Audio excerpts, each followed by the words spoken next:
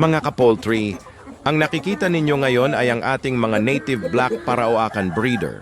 Isa ito sa pinakakilalang lahi ng native chicken dito sa atin dahil sa tibay ng katawan at natural na resistensya laban sa karaniwang sakit. Yung mga batadong ng black Parauacan ay kilala sa kanilang tikas, lakas at pagiging agresibo sa reproduction.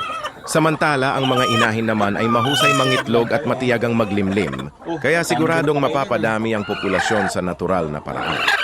Maliban sa magandang kalidad ng karne na masarap at matibay ang laman, pinapahalagahan din natin ang kanilang pagiging adaptive sa iba't ibang klima at simpleng pakain lamang ay kayanan nilang mabuhay ng malusog.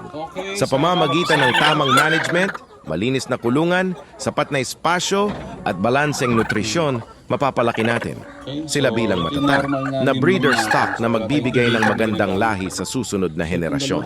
Kaya't kung nais natin ng sustainable at dekalidad na native chicken, ang Black Parauacan breeder ang isa sa pinakamainam na pagpipilian.